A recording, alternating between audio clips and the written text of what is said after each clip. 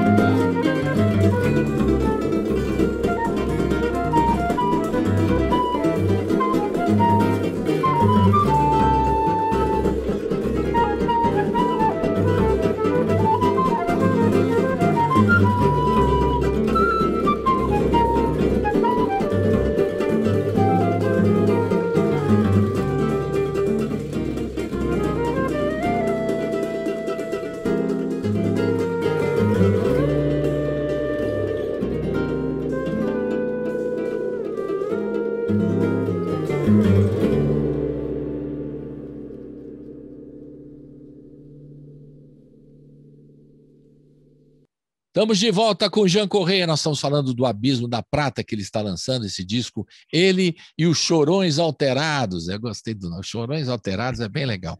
Que é o Kainan Cavalcante, violão de 6, o Henrique Menezes, flauta, Henrique Araújo, cavaquinho, bandolim, violão tenor e tamborim. Toca tudo, né, Henrique? Impressionante. E o Rafael Toledo, pandeiro e outras percussões, para não dizer também uma lista grande. E é muito legal esse trabalho, e você, como eu disse, homenageando os lugares do choro. Isso foi intencional desde o começo ou isso foi surgindo de acordo com as músicas? Você ia preparando as músicas, falava, vamos homenagear lá, vamos fazer ali, vamos fazer aqui. Já tinha feito o mapa? Você tinha feito o mapa anterior ou foi espontânea a ideia? Isso foi surgindo conforme o projeto foi tomando corpo e foi amadurecendo, né? Como a gente foi conversando aqui dos porquês das coisas, né, dos conceitos, da busca por conectar os pontos, quando a gente vai escrever um edital, a gente faz esse esforço ainda maior, né? A nossa vontade artística, ela vem de um lugar mais abstrato, e aí a gente começa a conversar e bater papo e tentar passar essas coisas para o papel de maneira concreta. E aí uma hora a gente se deparou com esse assunto, né? Onde é que a gente vai fazer os muros?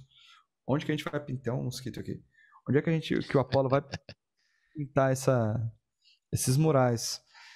E aí, de maneira aleatória, a gente falou, não, né? Vamos homenagear os lugares importantes do choro aqui de São Paulo.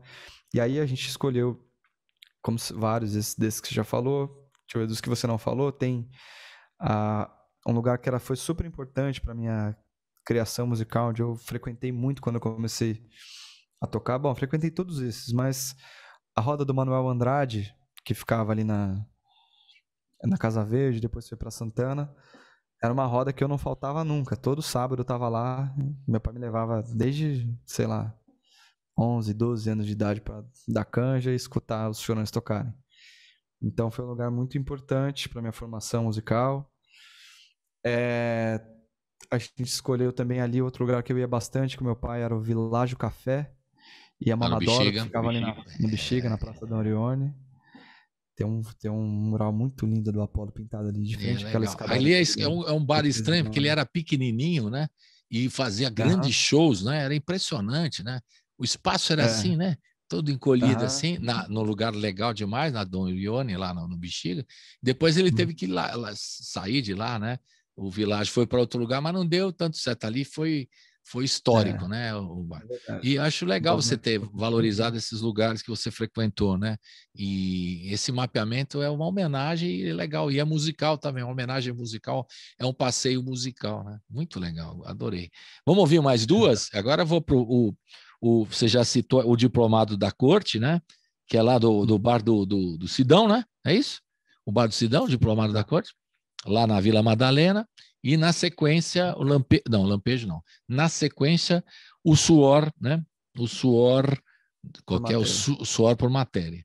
Então vamos falar o Suor por Matéria já na 13 de maio do Világio Café que a gente acabou de citar. Então fala um pouquinho dessas duas para a gente ouvir na sequência.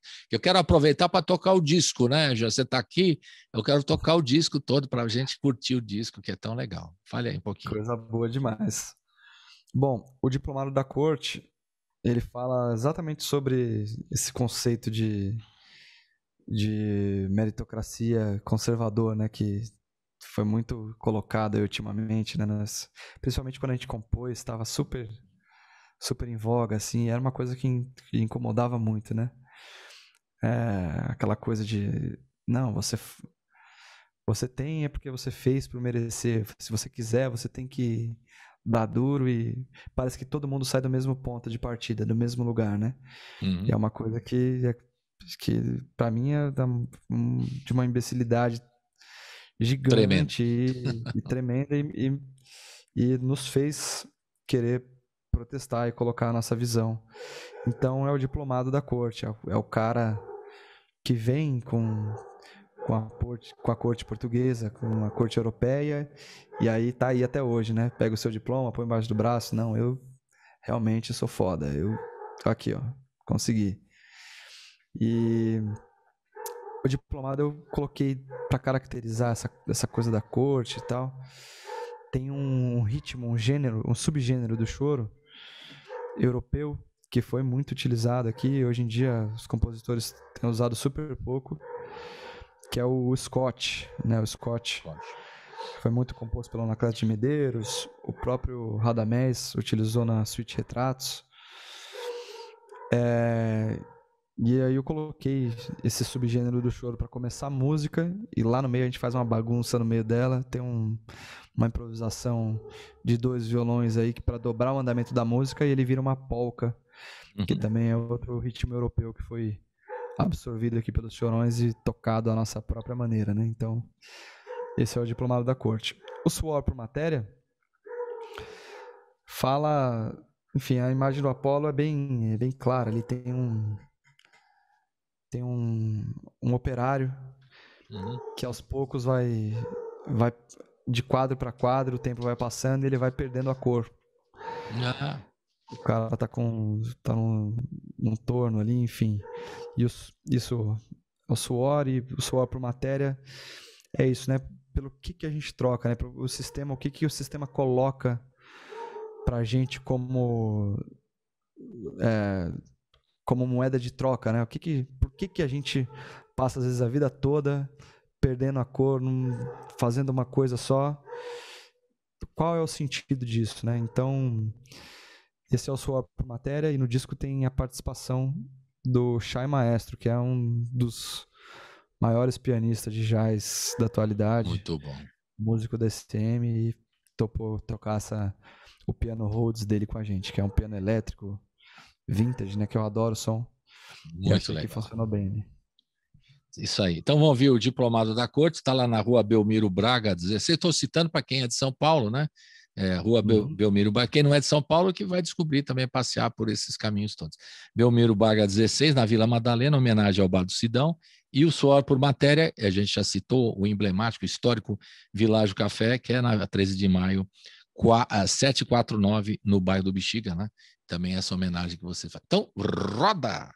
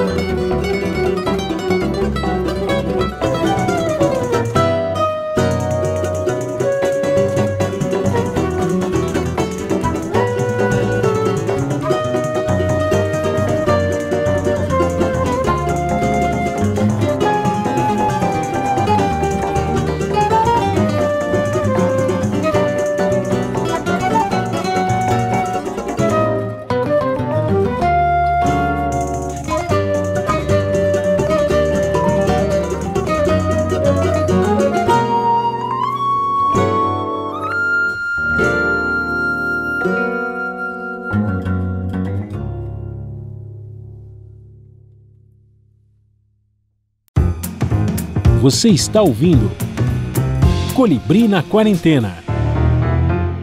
Estamos de volta com o Jean Correia, o violonista. E todos esses textos todos que vêm juntos são os textos do Renato Freire? Ou tem Exato. texto seu também? Então, todos os textos do Renato Freire? Todos os textos do Renato, né? A gente trouxe as ideias e tal, levantou os... Mas você é meio parceiro, porque quando você fala, eu estava lendo o texto aqui, tem a ver com o que você estava falando. Então você é meio parceiro.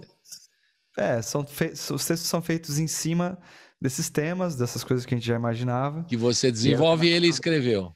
Mas você é que bolou. Então, se fosse uma parceria, eu assinaria você e o Renato Freire, certo? Ou estou enganado? Pode ser. Pode ser, agora já fica todo... Né? Agora, você falou um pouquinho das figuras muito conservadoras. A pergunta aqui na lata, como é que você se vira com os conservadores do choro? Que você é um cara que tem uma mente muito aberta, né? E eu sei que eu estou na roda do Clube de Choro, às vezes vem umas batatadas lá da turma das antigas, que não é fácil, né? Então, tem uma definição do Sérgio Gomes, meu amigo, que fez o Clube do Choro com a gente nos anos 70, né? Participou no projeto, ele e vários jornalistas e músicos, todos que se envolveram, ele falou que o Chorão é, antes de tudo, o Chorão das antigas, não vocês. Brioso e conservador. Ele olha, porque brioso. Achei a definição definitiva, como diria o outro. Muitos. E eu queria saber, você que é da nova geração, você é um cara arejadaço, pensa em várias coisas, nas relações políticas, se coloca, eu já li texto seu no grupo, né? Como é que você se vira com essa turma mais conservadora? Porque eles também fizeram um trabalho importante, mas não gostam que mudem as coisas, né? Se mudar alguma coisa do choro do Jacó, os caras já ficam nervosos, né? Você faz um negócio diferente, não pode. E eu nunca liguei para isso, desde sempre, como moleque que era, quando eu tinha 20 anos no começo do Clube do Choro, né? Tinha por essa idade, né? E eu não ligava. E eu tinha como patrono o Paulinho da Viola, que dava aval para a gente. Falava, não liga não, deixa a turma fazer. Paulinho punha baixo, né? O Dininho, no contrabaixo, não era 7 cordas fazendo, né? Gostava de piano, misturava as coisas. Então, o Paulinho arejado sempre, né? E o Paulinho era qualquer coisa, eu falei, pergunta para o Paulinho se ele gosta ou não, né? Era a minha referência. Como é que você se vira com essa turma? Pô, Colibri, eu comecei tocando... Essa é dura, né? Eu comecei tocando o choro tradicional, né? Eu sempre toco até hoje, né? Então, eu acho que essa coisa... Eu acho que os caras torcem muito o nariz quando tem uma pessoa que não entende nada de fato do choro tradicional e quer se meter numa roda e não sabe se virar, né? Enfim. Eu acho que a música, ela tem, falando só de música por enquanto, ela tem essa coisa de você entrar num lugar, numa roda ou num grupo, num time que vai tocar, fazer uma apresentação, e você ter a sensibilidade de ouvir o que aquelas pessoas estão tocando e poder dialogar com aquilo, fazendo o todo ter uma unidade, né? Então, se eu vou tocar se eu tenho uma roda de choro aqui em casa, igual teve esses dias, estava tocando o Chris Potter, o Hamilton de Holanda, o Mestrinho, o Kainan, ali eu posso me virar tocar de um outro jeito. Posso propor outras coisas, as pessoas estão ligadas, antenadas para receber isso e colaborar de uma certa forma. Entendi, se eu estou tocando na roda de choro do Isaías, embora pareça super tradicional, e como você falou agora da coisa de mudar notas, né? Pô, o Isaías vai tocar um doce de coco, que é um choro super tradicional do Jacó. Pô, ele já sai, já começa colocando as notas dele, a interpretação dele, o jeito que ele tá sentindo de tocar naquele momento. E é o bandolim que tá no lugar de destaque ali. Os outros instrumentos estão servindo ali de apoio para fazer aquela grande massa acontecer. E o Isaías poder ali brilhar e acontecer o bandolim dele é uma coisa fenomenal, né? Então, sem dúvida. Eu acho que na parte musical é fácil de lidar por causa disso. Eu sei tocar com os velhos também. Eu toquei. O meu primeiro disco eu gravei com 13 anos. O Cola Grande já devia ter uns 70. O Zezinho Guarani uns 70. Então, desde moleque, eu toco com eles. Então eu sei fazer essas coisas também. E eu sei e gosto. Então, acho que a parte musical é fácil. A outra parte, a parte do papo, da troca de ideia, isso aí eu já... A hora que entra nesse ponto, o diálogo é muito difícil, principalmente com o pessoal Eu entendo você, eu entendo que é perfeitamente. mais da antiga. Então, aí a gente tira o time de campo, faz de conta que não ouviu o outro. Já peguei essa briga e já fui pra cima, mas É desgastante, não né? É desgastante, né? não rendeu bons frutos. Terminou amizades musicais, poucas, mas eu logo percebi e já mudei de estratégia. Então, através da minha arte, Tá eu explicado. tento Você se colaborar. vira, você transita bem nos dois modos, do mais conservador e o menos conservador. É importante, tá? Não, eu sei disso que eu nem sou músico, né? Eu sou um amador, né? No sentido de amar mesmo, como diria o Tom Jobim, e de pesquisa, que eu adoro também, né? Ouvir e conhecer as histórias todas. Mas eu sofria também quando falava alguma coisa, eu falava, acho que legal. Os caras falavam, não, isso aí, não, tá muito esquisito e tal, né? E aí tem vários exemplos que eu vi na minha... Eu ia entrevistar o falecido saudoso Zé Ramos Tiorão, que é a voz, né, do choro conservador também. Ele não admitia certas coisas no choro. Você está adulterando, você está mudando a coisa. Eu falei, ixi, então eu sofria também, mas do meu lado, como jornalista, é mais tranquilo, né? Que a gente... Agora, vocês que tocam lá com a rapaziada, deve ser muito mais duro. Por isso que eu fiz essa pergunta aí. Vamos ouvir mais duas? Notas Amargas e Lampejo. Lampejo de Consciência. Gostei desse título, demais, demais. E, é claro, a Notas Amargas. Vamos falar um pouquinho dessas duas canções para a gente ouvir agora? Aproveitar que você está comentando todo o disco, e não é todo dia que a gente tem um cara para comentar todo o disco, tá? É muito legal. Fala aí. Bom, Notas Amargas tem meio uma coisa de Chorão aí, que é um trocadilho, né? Coisa que Chorão ama fazer. Eu ando evitando, mas no título da música eu coloquei. Notas Amargas é nota de dinheiro, de fato, né? Sim. É uma crítica ao capitalismo, aos jeitos que que o sistema lidar com dinheiro, né? A pessoa já nasce assim, assado, aquele banco já vem na jugular, enfim, foi a nota nesse sentido, as notas amargas são as notas do capital. E aí, no meio da música, eu começo com o tema, ele é bem dissolvido, assim, a gente toca, expõe ele uma vez, o acompanhamento o tema é claro, mas o acompanhamento é bem dissolvido. E aí, na segunda parte da música, onde começam umas improvisações em cima de uma sequência harmônica que fica se repetindo, aí começam a entrar as notas amargas musicais. Então, ali eu exploro bastante as dissonâncias de acordes não usuais no choro, e tem toda uma brincadeira que acontece ali para representar o amargor desse nosso capitalismo selvagem e cruel. Aí E o grafite é lá na Capital Federal, lá número 30, lá no Sumaré, que é homenagem à roda de choro do Silvinho, né? Que também tem o Bar do Bacalhau ali também, e vocês da Escola de Choro em São Paulo, lá onde era a Sumaré, né? Onde era a Tupi, MTV ali, aquele rolo ali, né? Aquele Regional rolo de Esmeraldina. Você chegou a ver o Esmeraldino tocar, Colibri? Viu? Vi, vocês ficam com inveja. Vocês da nova geração, eu não entendo nada, mas o que vocês ficam com inveja né? Eu entrevistei o Abel Ferreira, não o técnico do Palmeiras, o Abel Ferreira, o clarinetista. E eu tive o prazer de conviver com o canhoto da Paraíba. A gente teve sorte nessa vida, viu? Somente conviver. E figuras não eram só músicos, viu? Já eram caras assim, muito amorosos, muito carentes, alguns deles, e outros muito generosos, cara, assim, que era legal você sair, conversar com ele, independente de ser um grande músico ou não, né? O Valdir Azevedo fazia coisas incríveis, nós levamos ele no Café Paris, lá para trás, há muitos anos. Ele tocou lá com a molecada tocando cavaquinho. Aí eu falei assim, você imagina o Jimi Hendrix entrando num show, num grupo de guitarristas jovens, aí o Jimi Hendrix sobe e toca com os caras, sabe? E o Valdir Azevedo topou. Quer dizer, eu vivi coisas assim né, realmente eu fui privilegiado de ver o cara tocar com a molecada. Quando a molecada viu, quem é que está do meu lado aqui? Valdir Azevedo, meu amigo. Então eu tive o prazer de conviver com essa turma, para mim foi legal.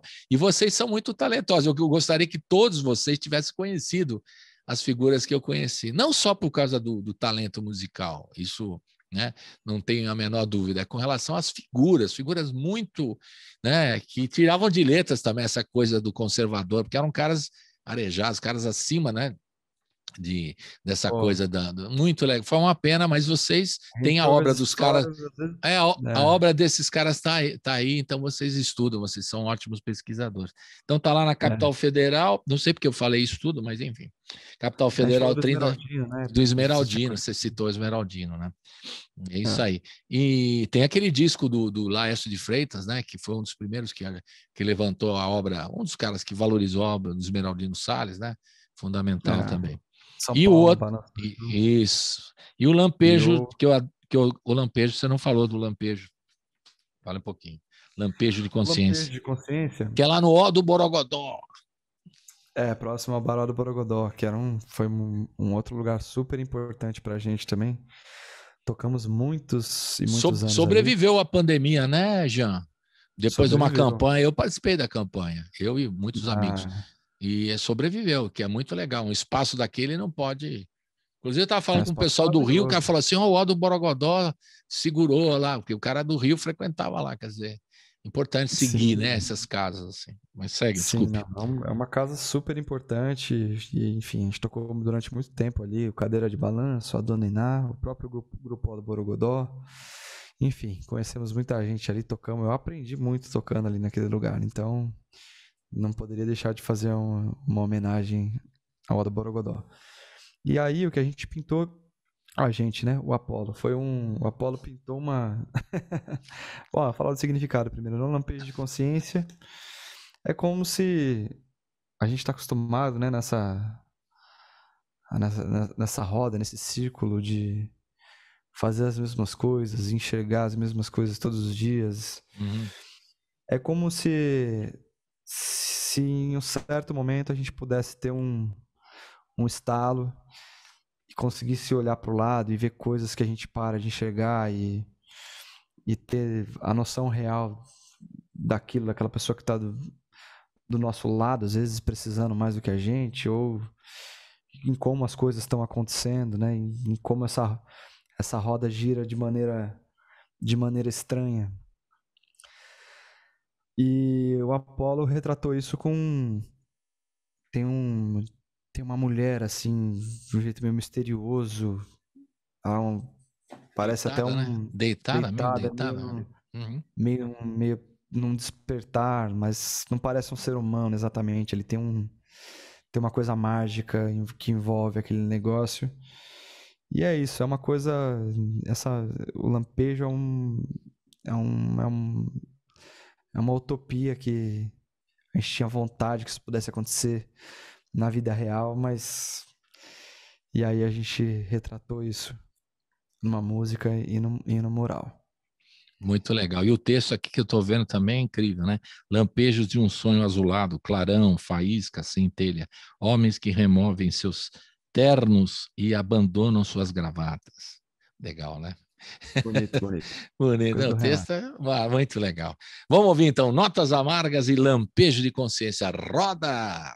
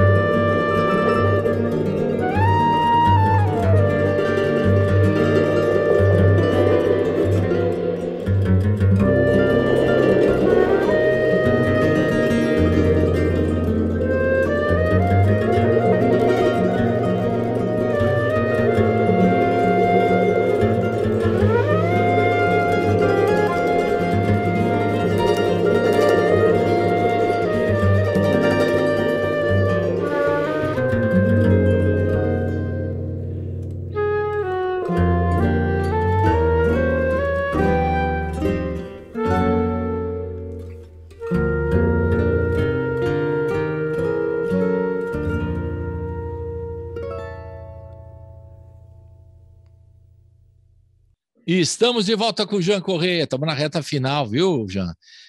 Porque tem Vida que Segue o Esperançar, com a participação da querida Juliana Amaral e do Renato Braz. Renato Braz também, eu não sei porque ele não toca choro, mas ele canta choro também. É um grande cantor, a Juliana também grande cantora, compositora, os dois, né?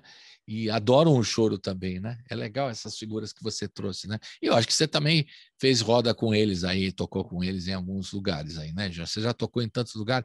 Vamos falar um pouquinho rapidamente da sua história. Você falou que começou pequenininho. Quantos trabalhos você já lançou de discos? Tem já contado aí direitinho, contabilizado? Meus, com meu nome, eu acho que são 6. 6 discos. Isso. E aí, ao longo da carreira, vários outros discos com vários grupos de choro, com vários cantores, artistas, enfim. Sambistas, jazzistas, chorões, tudo. Girou com... E dos 7 cordas, quem que você acha que são referência, que foram para você? Os grandes violonistas de 7 cordas, e ainda são. Quando você vai dar aula, você fala assim, ó, presta atenção, vê esse cara tocar, vê aquele outro, né? Quem são os caras quando você... Os dois maiores, o Dino 7 cordas, né? E o Rafael Rabelo. Para mim, são as grandes figuras desse instrumento. O Dino porque é o mais importante, porque de fato criou, consolidou essa linguagem, esse jeito de tocar violão imitando. Tem um vídeo do Dino no programa Ensaio, que o Faro pergunta sei lá o que pra ele, que a gente nunca sabe. Que se não aparece a pergunta, só a resposta. Aí o Dino fala assim, é isso mesmo. Aí ele falando do Pixinguinha, né? Tudo que o violão faz hoje em dia, falando dele, né, como violonista, do Dino, dele mesmo, tudo que o violão faz hoje em dia, o Pixinguinha, ele já fazia naquela época no saxofone. Então, o Dino misturou, né, essa coisa da linguagem dos contracantos, dos instrumentos de sopro, que vinham do Pixinguinha, que vinham do Irineu de Almeida, que foi professor do Pixinguinha, da banda do Corpo de Bombeiros, do Anacleto de Medeiros, que era essa linguagem brasileira do contraponto na região grave, né? Os instrumentos de sopro tocavam isso no grave. E o Dino juntou o balanço do samba na mão direita, né? O tamborim, o surdo, o pandeiro, tudo na mão direita, com os acordes, com a harmonia, que era uma coisa que o violão já fazia, enfim. Com essa coisa totalmente nova, que era tocar as baixarias do jeito que ele tocava, né? Essas melodias no grave que receberam os nomes de baixo ou de baixarias depois, né? Então, ele foi o criador de tudo isso e ele é o maior. Então, todo mundo que for aprender a tocar violão até os dias de hoje, violão de 7 cordas, tem que passar pela escola do Dino, tirar as coisas dele, ouvir muito, que é ali que tá toda a verdade da linguagem, é ali que tá todo o molho, né? Legal. E eu também, eu vi tocar, né, ao vivo o Dinão, e como eu não sei nada, né, eu ia fazer o lá eu ia fazer o lá assim, né, com aqueles 3 dedinhos, o lá maior, né, e ele fazia o lá com esses 3 dedinhos aqui, os outros, porque esse dedinho, ele depois me explicou que tem que ficar solto para fazer o baixo, né. Aí o Mané aqui falou, pô, interessante isso que o senhor falou. E até o Ré, ele fazia todas as posições, eu estou falando assim, o pessoal do rádio não está entendendo o que eu estou falando, mas as posições para quem começa violão, fazer o Lázinho, o Lá maior, o Ré, né? A gente faz com os dedos, né? Com um número de dedos, 1, 2, na sequência, né? Você é professor, sabe. Utilizando o primeiro sempre, o né? primeiro, mas ele não usava isso aí. Eu falei, mas por quê? Porque ele deixava sempre para ficar solto para fazer o baixo. Tocar o baixão na 7ª corda, pois enfim. Essas coisas que é curioso, né? O baixo sustenido na corda dó, o Ré, né, montando aqui, para poder também tocar o baixo na corda Ré. Isso aí. Para você que toca instrumento é bobagem, mas moleque como eu vendo a primeira vez, eu falei, pô, que curioso e tal. Não entendia, depois eu aprendi. E o Rafael Rabelo, a importância dele? Para concluir aqui, você citou os dois. O Rafa, ele foi um verdadeiro fanático do Dino, né? Ele tirou tudo que o Dino fazia, ele aprendeu aquilo tudo. No livro do Lucas Nobile, ele conta até que o Rafa, uma época, se vestia igual o Dino, usava o mesmo anel, a mesma água de colônia que o Dino. Até a barriguinha do Dino ele tinha. É. Dizem, é verdade. É. Ele parecia, eu vi ele tocar pequenininho também, olha só, desculpe eu falar isso aqui, mas como eu sou, eu vi ele tocando ele tinha um grupo, né, tinha os carioquinhas, mas eu vi ele tocando com o Galo Preto, do Afonso, o Afonso Machado, lá no Botafogo. Ele tinha 14, 15 anos, ele já parecia um senhor, né, tocando assim, porque, né, ele eu acho sério, que... né? Sério, ele ficava assim, e tinha uma barriguinha, ele já... Eu reparei nessas coisas. Eu tenho uma gravação, vou mandar para você curtir depois. Então, o Rafael Rabelo pegou o Dino, aprendeu tudo e evoluiu também. Foi isso? Exatamente. Aí ele logo criou o jeito dele de tocar no violão de aço, misturando com uma técnica de violão clássico também, enfim. Tem gravações maravilhosas, onde ele toca esse violão meio híbrido, meio violão clássico, meio violão de 7 de aço. Então, ele continua essa história de uma maneira muito maravilhosa e depois partiu para o violão de 7 de nylon solista, né? Então ele tinha uma coisa do violão europeu, especialmente espanhol, né?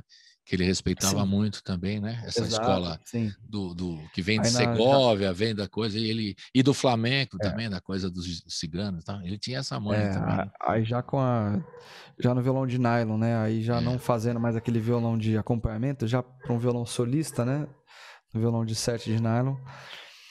Aí ele já tinha essa história com o flamenco, né? Já tinha uma parceria com o Paco, né? O Paco vinha para cá. Isso não é pouca, não é para pouca. E os e... contemporâneos, além de você, que eu reputo entre os melhores violonistas de 7 cordas, não vou falar de você, que eu estou à sua frente aqui, ou do seu lado, no quadrinho, para você não encher a sua bola muito, mas você é muito bom. E quem são os contemporâneos seus aí que você respeita? Sabe aquele cara, vou jogar contra, se fosse jogador de futebol? Eu respeito, cara. Aqueles jogador fala assim, eu respeito, isso é o respeito. Cara, o negócio legal desse pessoal aqui da atualidade é que, bicho, é todo mundo muito amigo, muito querido, a gente se encontra toda hora. Eu sou fãzaço de vários deles, talvez eu esqueça de algum aqui. Mas vou falar do Rogério Caetano, que foi uma grande influência para mim também. E aí mais meu contemporâneo, o João Camareiro, que é um grande violonista também. Agora tá morando aqui do lado de casa, toda hora a gente se encontra. Tava morando no Rio, mudou pra cá. O Rogério também virou um grande amigo, a gente gravou disco juntos, né? Tem um álbum 7. Ele teve aqui, nós tocamos uma música com vocês dois aqui. Meu amigo. Ei, coisa boa. Você não ouviu, mas rolou. Coisa boa demais. Quem mais? Quem mais? Félix Júnior, de Brasília. Tem mais gente, cara. O Rafael Malmite. E tem os nossos contemporâneos, mas que são de outra geração, né? Que são os mestres para mim, que são o Zé Barbeiro, que foi um cara que aprendi muito nele tocar. O Luizinho 7 cordas, outro faixa preta que também vi muito ele tocando aqui em São Paulo. Deixa eu pensar quem mais daqui. O Israel, irmão do Isaías, vi muito tocar. O próprio Oswaldo Colagrande. Então é isso, acho que no Rio tem muita gente boa. Tem o Walter Silva, que também tinha um grande irmão que tocava 7 cordas maravilhosamente, que era o Valdir Silva. São gêmeos, né? Por questões de saúde, o Valdir parou de tocar, mas o Walter ainda é um grande violonista. Bom, como solista, não podemos deixar de falar do Yamandu Costa, né, que é uma sumidade no violão de 7 cordas. O Alessandro Penese. Pô, eu vou esquecer, se eu começar a falar de gente, tudo bem. A gente pode dizer, quando você dá aula aí no curso aí da Escola de Choro, que a gente tem uma escola de 7 cordas no Brasil hoje, totalmente brasileira. A gente pode afirmar isso ou estamos exagerando?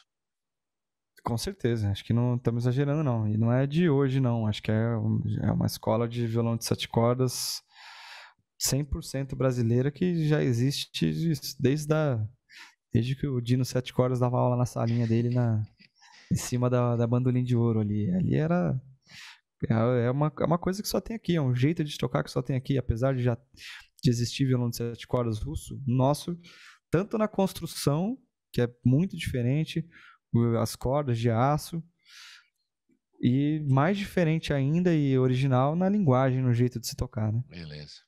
Então, Isso aí. uma escola Então, de violão brasileiríssima. Não tenha dúvida. brasileiríssima. Vamos dar agora o serviço, antes da gente ouvir as duas últimas, para encerrar, A Vida que Segue Esperançar. Fale um pouquinho, esse trabalho, O Abismo da Prata, está disponível nas plataformas de streaming, é isso, Jean? Vamos dar o serviço agora, contar tudo, dar os recados, os caminhos para entrar em contato com você, ter aula. Fale tudo agora, explica tudo para nós, para quem está ouvindo a gente, para ir acompanhar você. Bom, o meio pelo qual eu me comunico mais é o Instagram. Para quem quiser me seguir lá, é o Gian, Gian, _Correia. E aí eu sempre respondo as pessoas por lá, quando tem proposta, eu recebo muita proposta de trabalho, de show por lá, de aula, enfim. Eu tenho dado pouca aula particular, mas às vezes acaba dando certo. Mas é o meio pelo qual eu me comunico mais. Tem meu site, que dá para acompanhar todo o projeto O Abismo da Prata, que é giancorreia.com.br. Que mais? Facebook, por lá também. E esse disco... Da escola, como é que é o caminho da escola? Não, fala do disco primeiro, depois fala da... A Escola de Choro também tem o seu próprio Instagram e o próprio Facebook, e por lá vocês podem se conectar com a gente. Também tem o site com e-mail. Então, quem quiser saber... Como é que é o site? Escola de Choro de São Paulo, é isso? É Escola de Choro SP. SP. Beleza. Isso. E o Abismo da Prata, o Abismo da Prata, vamos lá. Foi lançado pelo selo Enzik Records, que é um selo na sua maioria de jazz americano, de Nova York. E um selo super referência, estou muito feliz de lançar essa primeira parceria com eles. E esse álbum está disponível em todas as plataformas digitais de streaming, e quem quiser ter o disco físico, é só entrar em contato comigo pelo site. Tem ou no site também a pessoa pode ir direto, tem um botãozinho de compra para comprar o disco, e aí recebe rapidinho em casa por correio. Lá tem o encarte, né? Tem todos esses poemas, tem foto de todos os murais. Tá bem legal o projeto gráfico, acho que vale super a pena. Você vai lançar um vinil desse? Porque isso com os murais, eu imaginei o vinil, né? Eu sempre quero coisas, né? Vamos chamar de retrô, mas tudo bem, vai, eu assumo. Pô. Eu tenho muita vontade. O problema é que tá muito difícil de produzir atualmente, financeiramente falando, né? Tá muito caro tudo, né? O material com essa alta do dólar, petróleo, que é o material base para fazer a bolacha, o acetato. Então tá meio complexo de fazer a produção. Tem que fazer uma venda antecipada antes, ver o tanto de saída que vai ter. Eles só fazem grande tiragem também. Dureza. Mas eu vou tentar. Eu quero fazer o da Big Band também. Tem a Big Band, você não falou da Big Band. Fala aí. Agora é hora. O Jean Correia Big Band é um disco que eu lancei também, acho que final de 2020, exato, novembro de 2020. E aí tem alguns dos maiores músicos do país tocando, enfim, participação de outros grandes músicos, e também está disponível em todas as plataformas digitais. E eu tenho muita vontade de fazer um vinil desse álbum também. Tem uma pintura do Apolo Torres, nessa época a gente já se falava, já trocava ideia. Então a capa do disco já é uma pintura dele, tá bem bonito. Aí ia ficar bonitão, né? No vinil, uma pintura, né? Fica interessante. Fica muito legal. Nossa, vai ficar muito legal. Bela ideia. Vamos terminar então com Vida que Segue, né? E o Esperançar. Esperançar, que tem essa música que você fez a partir do poema do próprio Renato Freire, e tem aí a participação dos queridos Renato Braz e Juliana Amaral, que a gente vai ter lá. E antes, tem Vida que Segue, e essas dois murais estão lá na Avenida Baruel, né, que é na Casa Verde, é isso? 259, ali que estão os dois murais. Eu queria que você falasse dessas duas músicas antes da gente dar aquele abraço virtual e combinar a próxima chegada de vocês ao vivo, se der tudo certo no estúdio, né?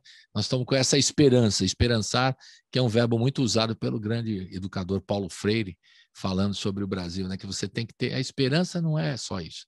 Esperançar é uma coisa proativa, né? Esperança, você fica ali aguardando, esperar. Esperançar é outra coisa, ir avante, não é isso, Jean? Fala um pouquinho dessas O Esperançar, ele fala disso, né? Ele fala da esperança que vem do verbo esperar e a esperança do verbo esperançar, né? A diferença delas. Ele, num texto maravilhoso, eu não vou tentar relembrar aqui porque vou estragar a obra do Paulo Freire. É melhor, ou se você tiver com um poema aí, você lê, ou eu não tô. Quem tiver na internet é só colocar Esperançar Paulo Freire que vai aparecer o trecho dele. Maravilhoso. Isso. E o Vida que Segue é mais um momento para a gente ter uma válvula de escape no meio dessa bagunça toda, né? Então, apesar de todos esses pontos que a gente coloca que são muito importantes para a gente no contexto social, a gente precisa seguir e tocar o barco. Acho que essa música é um machixe em 3/4. É também uma forma de compasso estranha, entre aspas, para o choro, mas ela balança do mesmo jeito. Para quem quiser entender, essa é mais fácil de explicar, Colibri. Ó. A gente tem um machixe que é esse aqui, ó. 1, 2, 1, 2.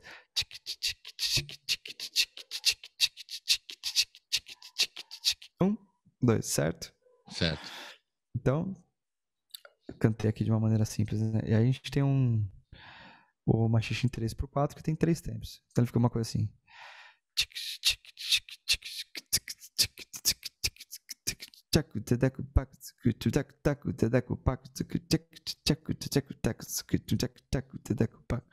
Dá pra dançar também. Fica meio manco, mas tem o seu balanço também, tem o seu valor. E a ideia da atmosfera da música, ela é menos dissonante do que as outras. Ela é mais...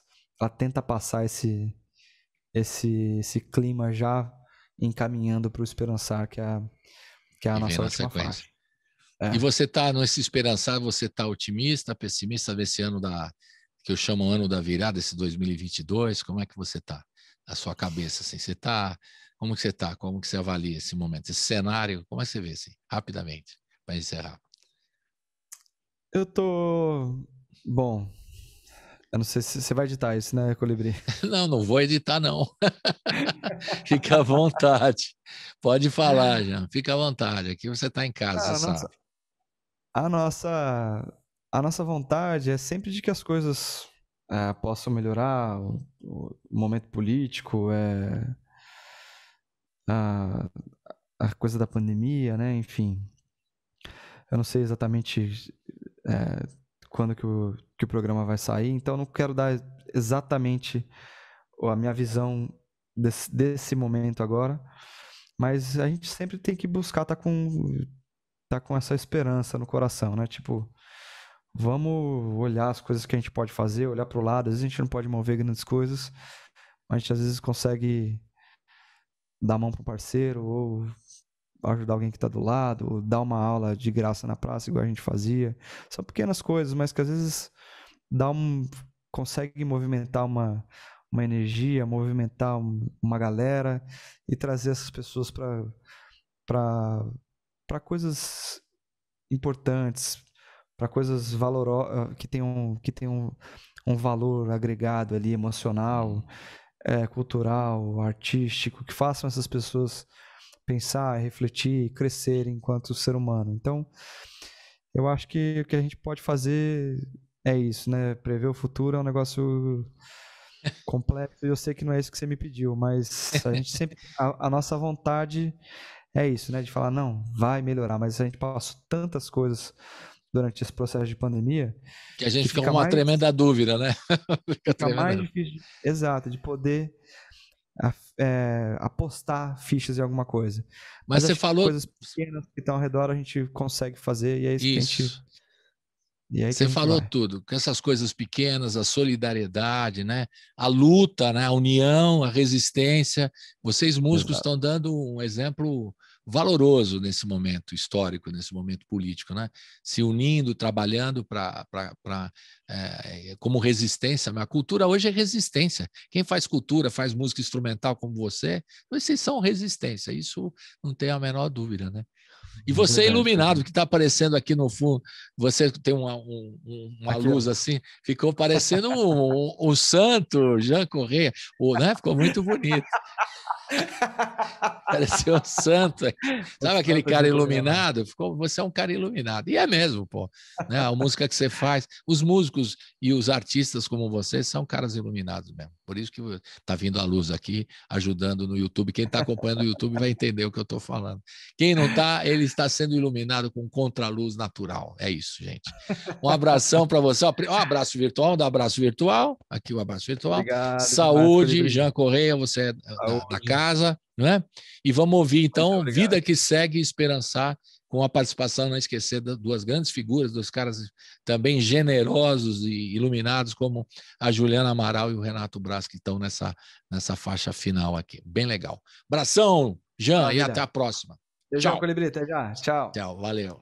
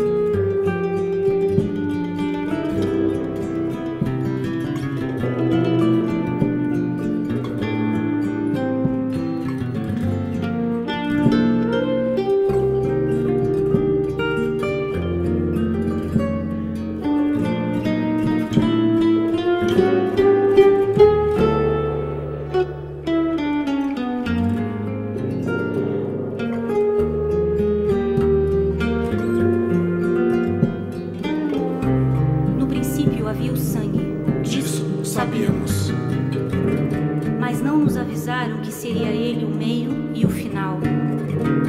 Presentes à luz, somos igualmente dádivas à escuridão.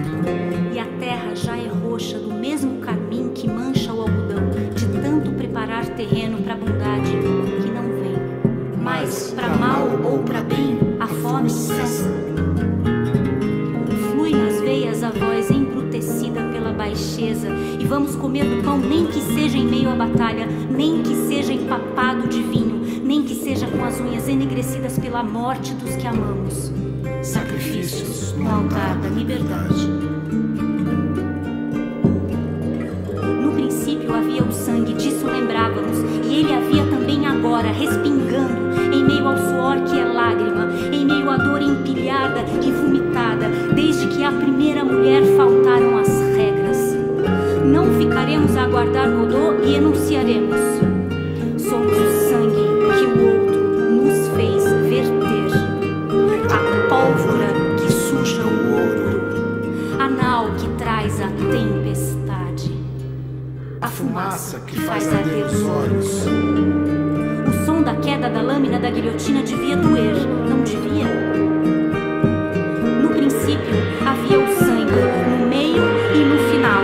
Disso não fugíamos. Os túneis são nossos para abrir, as raízes nossas para germinar. Quando a virtude falha, só nos resta esperançar.